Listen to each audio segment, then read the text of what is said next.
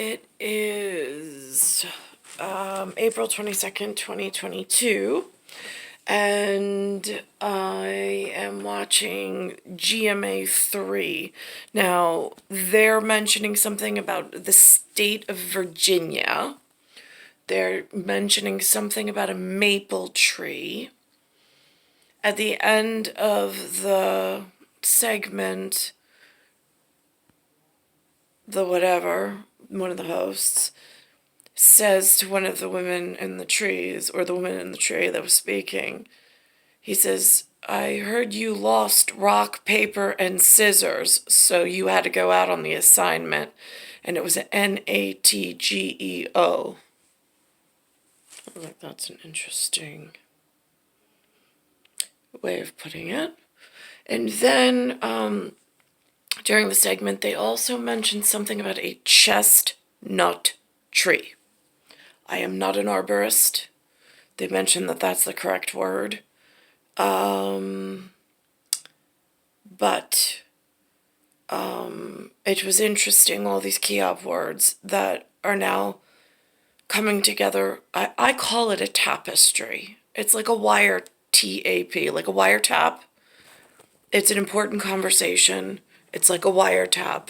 It's like a special family heirloom tapestry of a specific whatever that has to be loomed together properly by word, by visualization, by messenger, by coming together. There's a much larger integrated job, and there's a lot of key players that have been doing some really great things nobody knows about. No, they're not household names, or at least they haven't traveled to New York where I need them in order to mention them. What I can say is that that's why I put more mention on the greatness or the problem areas as I see them as an Earth ship, as opposed to targeting specific whatever, based on the fact of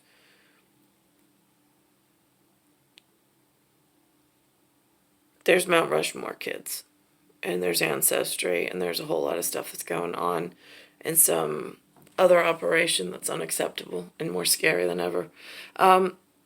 What I will say is that they go over the foliage, we'll call it.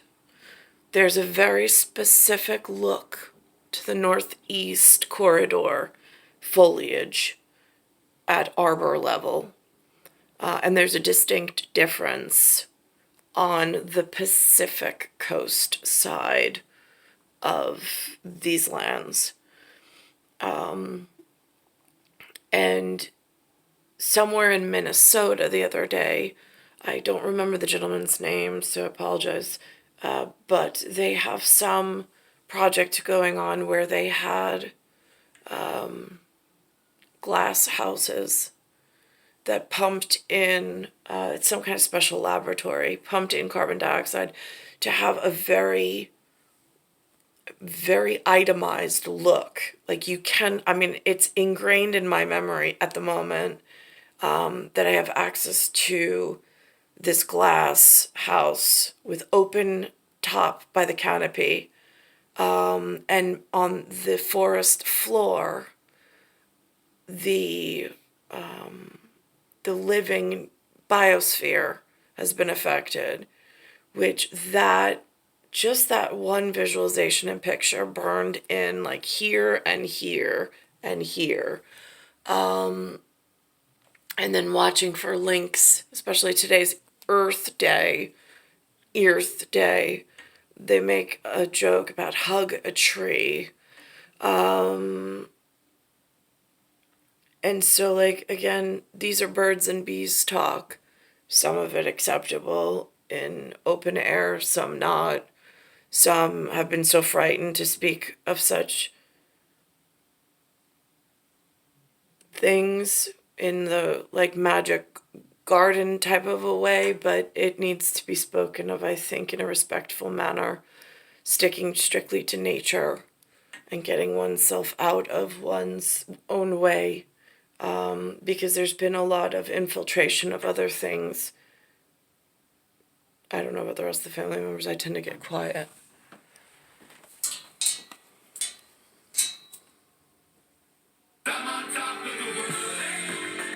For me, it's not the amount of words that are said, it's the keys of how in touch you are with the words that you do choose. Welcome back to GMA3, everybody. Ooh, we are on top of the world. When I say we, I mean her. Her as in ABC's Kana Whitworth. Well, she's about, I have here, it says 50 feet up a maple tree. And did he just say her? Because there's another headliner out right now about Johnny Depp and something by the name of her, which I have not been following. They've mentioned it on mainstream, but he and her look like they're the same, kind of, sort of, in a not really way, but close enough to some other things. Blacksburg, Virginia on this Earth Day, Kana. Is that about right? I would say you're pretty accurate, TJ. Yeah, I think you're right. So what are you doing? We're talking about conservation efforts that are being done to try to keep and preserve many of these trees. So tell us what you're doing up a tree today. Right, so TJ, I mean, this is my very real opportunity to get out here and hug a tree, right? But there's serious concern. See, hug a tree. Key ups. Globally, when it comes to the health of our trees, since the 1900s, 2.5 billion acres of forests have been destroyed, and of particular concern. This reminds me of Minnesota. That's what I saw in the glass house in Minnesota. This frightening effect with whatever this part is. This morning also, by the way, on whatever I was, on CBS this morning, there was this piece with this guy who looked like this host guy, TJ. I mean, close enough, but he's very aggressive. And he was talking about, there was something about deforestation going on in the conversation. He's at a mill, and there's something to do with wood pellets.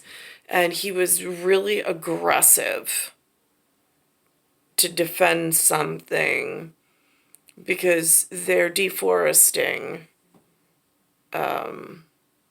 lands. And I don't know on whose authority they're doing this. But it's really frightening to have watched that conversation. And then I went into the DVR and it's gone. It's like one of those things that they show on like one of like the spy movies where like they see it. Like I go to make note of it so I have a copy of it for myself that I witnessed it going on in conversation. And then when I go back into my personal DVR file, it's just erased and gone. Like somebody retracted it. Like I saw it, that was good enough. Concern is in California. Our giant sequoias are being threatened. These are trees that are incredibly adaptive, and they are burning and dying right now in record numbers. Also, TJ, when we look at the American chestnut, that is... And I'm seeing a whole lot of, when they mention this word American in this like umbrella state, I'm like, all right, if I'm conservation and I have no access to our neighbor to the north, which is Canada, which has some whatever population and whatever, and I'm in these lower 48 puzzle pieces that are in some kind of organizing fashion of words and people and things, and a bigger project of the ground underneath us and the sky above us. And then there's some physics in between are not working properly. So like I really need like fast messaging in the correct manner. There's been some movement from something in a southern shoe and central shoe. Made it into my 48 puzzle pieces that fit into a very specific looking larger puzzle piece, depending on how, and then it sits underneath another puzzle piece. But it all depends on how the puzzle pieces are labeled and what's going on within them. At the moment, there seems to be a very big influx of shapes and animal labels that, again, I didn't invite, and I'm having a saturation issue in bodies, but not necessarily the earthly kind that I needed and the family tribe that I needed, but there's definitely bodies filling spaces and taking over stuff, and I don't know how that worked. That is the tree that built America, and right now it is functionally extinct. So, Jeanette. That would be those there. She's referencing a chestnut tree. Again, they don't teach arbor in New York. Maybe upstate New York, but in downstate New York, I'm by the Big Apple.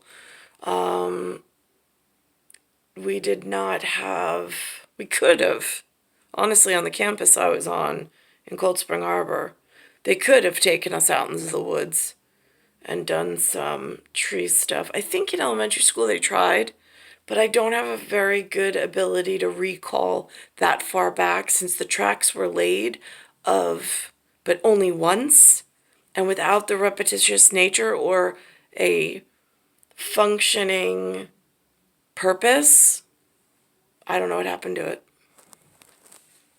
Genetic engineers are trying to create a hybrid model that can withstand the blight that killed them all, and they're trying to replant them. And actually, TJ, here in Virginia, there are some people that are getting ready to reintroduce the American chestnut in this state as soon as tomorrow. This is pretty incredible, and we want to point out you're clearly, we can see you're not up the tree by yourself. You got some company there, but we're talking about 50 feet up a maple tree. But you also, what was the experience? 200 feet up on these sequoias as well. You did this recently.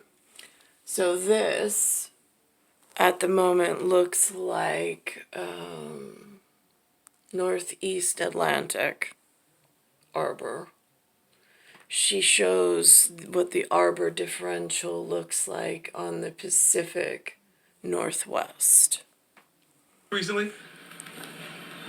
I mean, TJ, 200 feet up in a sequoia, it was absolutely unbelievable to be up there. The environment is completely different. It's colder, it's windier, but you really feel how magnificent those trees are, and it's no wonder that some of them can live to be more than 3,000 years old, but I've never had the pleasure of, I have a picture of what they look like for reference, and I can feel through the picture what it must feel like, but I've never actually had a chance offered to go. I took a chance once, flew to the Havasu Reservation to walk into the Grand Canyon and stay overnight and push myself physically and for agility wise. Also, electromagnetic radiation and static differential was, to live on the bottom of that canyon feels so surreal and serene with no high-pitched vibrating particles in the air. It was absolutely amazing and refreshing. I lost the clock on my cell phone So geospace lost me in orbit completely. I thought that that was like a great experiment. I'm like, my clock will still work, but it didn't, and I didn't have a watch on. I'm supposed to be with a 6 foot over. He has a watch with 3 hands.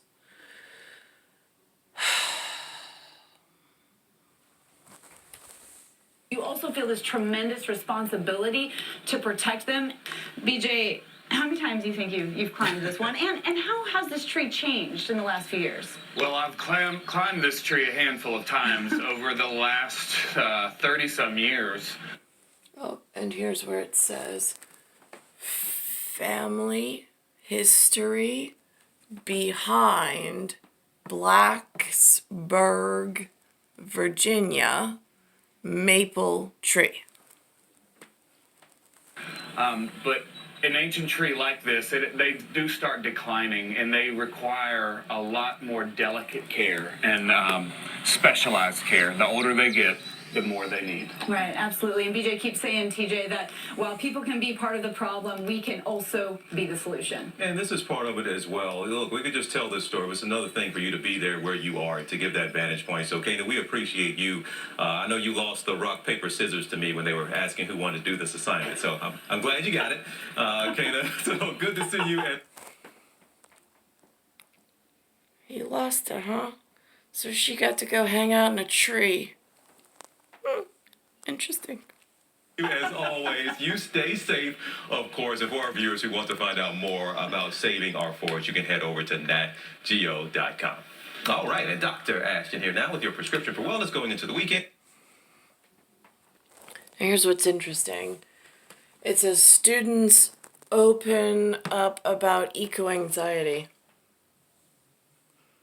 On the campus that they kept me for educational purposes, I call it held captivated, because there was so much room for professors and for hands-on learning and for real integration at the level for which I was needed based on the fact my proximity to New York City and my genetic appearance of what I look like. But all of that was wasted.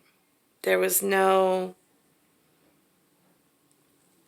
like, it felt like it started really great, and then it just went nowhere. Went years of nowhere. But those stakes are exactly why some also feel so anxious about the environment. I feel anxiety constantly about the weather, about the weather overheating. I do get stressed fairly often. People expect us to be the generation that fixes a problem that no one asked for. Actually, my mother's generation was responsible for that, as was mine, before we were forced to have any more life on this planet. However, I can tell you that this area, if we go Big Apple to New York State, if we go Big Apple to Empire State, if we go New York City to Empire State or New York State, then if we go from that out to USA or the United States of America or even North America, there was, it feels like there was some other priority on everybody's agenda, and the most crucial, it's like, I wish I had an astronaut to speak to ask how they would verbalize it in their extraordinary ability to have other beautiful minds to speak with on a daily basis and learn their rubrics and their set of quantifiable data that they speak on.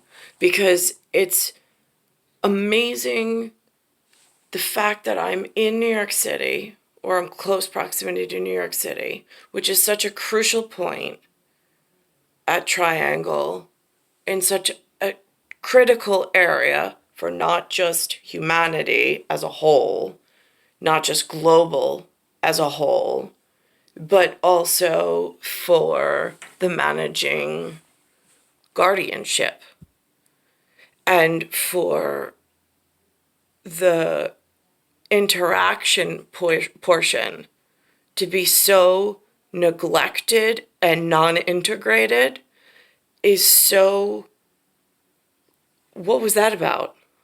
How does anybody stand with a crown, with a pen, with a checkbook, with a venture fund or card or whatever, and stay alive when they have to face the people as to just how little they did, and showing just how they played games, shuffling populations around and disguising innovation and evolution in the most disgusting distraction techniques? At what point does that get discussed?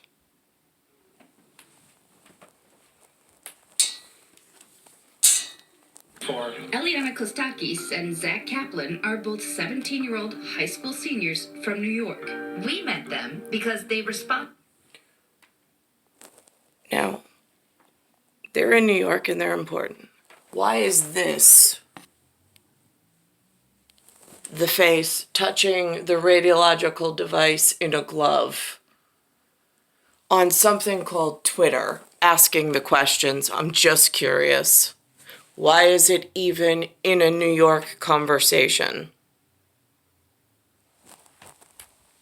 When we're at bare bones. Questionnaire that Teen Vogue published on Twitter in conjunction with ABC News to ask high school students how climate change impacts their lives. It affects my thoughts about my future almost every day, where I wonder whether even my biggest desired career is doing enough for the planet. I feel that I have to do more and get there earlier just so I can experience the dream life that I want for myself, because Here's the thing. How do you even know to reach for those things when the two adults you show up to are like in avid denial and told to keep quiet because of the changing population and the increase in lack of security as some new regime pulls up and pulls in and out on a daily basis, and you're kept out of the loop as to who's showing up, what they're calling themselves, what they look like, until you walk out that door and you hope that they're family friendly to what's hanging out in City Hall, supposedly, fighting for the family and communicating with Washington. I don't believe I have enough time due to climate change. Not all teens are anxious about climate change, but Eliana and Zach are not alone. Multiple studies link climate change with increased levels of anxiety and depression. I'll just see a news report or something that reminds me of that kind of fear that, I'm not going to be able to have kids on this earth. Eco-anxiety manifests in Generation Z, which is young people. Those are people born after 1997, at a higher level than other generations. Heather White. What a surprise. My life was off. Horrible things happened to me while I was just, feels like abandoned in the field is a pretty good way to explain it to family members elsewhere that might be following some set of rules that I don't know where the breaking point is. I see the Mariupol, they have Ukrainians in the steel factory, hunkering down and protecting the steel factory so there's no fly. These are big theatrics. I don't understand why just on the word alone there are not helpful sorts that come and defend the family estate when called upon and when needed. Is a former conservation and environmental policy expert who has written the book One Green Thing to help people cope with eco-anxiety. Now, I saw it on the regular Channel 7 News, But I want to make sure that everyone is getting credit for the mouthpieces that they sent to the table while I'm not able, while my U.S. Title IX's been violated. Since that seems to be the umbrella they hide to feed themselves while completely avoiding the facade children that are etched in stone on the buildings that they send representatives to work job functions that I'm in a different capacity. I'm holding down New York. There's somebody else in Washington. The two family members are supposed to be in communication, but yet I don't have access to that level because they're too busy with what's broadcasting. Why does it have a voice? Why does it need a job? Why does it need pay? Why is it covered under Title IX when the inner family members are being starved? And here's what the name it goes by. There's the label. We begin with the growing desperation for the Ukrainian resistance in Mariupol. 58 days of war now. Now, I didn't tell her people that I didn't give her people any information whatsoever. Someone, somewhere in the chain of command, in between, President Joe Biden is in Washington, D.C. I don't know who's in West Virginia or Virginia. I'm in New York. I did not alert this reporter.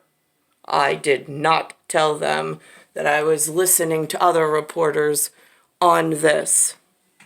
But this particular fact of steel factory, this particular fact that they are defending it with their lives, if necessary, is incredibly important at uber of things. In languages I can't speak. Hence, today is Earth Day for ear and Orthodox. And Russia has yet to take any... Because when you're a slave to the family, sometimes you can't write and read. You know your place in the world. Whatever. What you need is them in order to take care of you. Major city in Ukraine, but fighters and civilians holed up at that steel plant in the key port city are running low on supplies and firepower. Putin's army now surrounding it, determined to control the east of Ukraine despite many setbacks elsewhere. The mayor of Mariupol says they've had constant support from the U.S. Another $800 million aid package just announced by the White House, including howitzer artillery systems, ammunition, and tactical drones. Here at home, the state of emergency in Arizona, at least 30 homes destroyed by the expanding tunnel fire. No.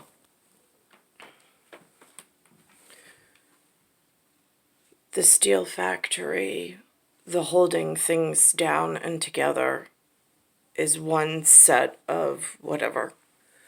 I have no idea this to me looks like what Minnesota on that Arbor piece that they were just speaking about the Northeast, and then they were speaking about the Pacific West.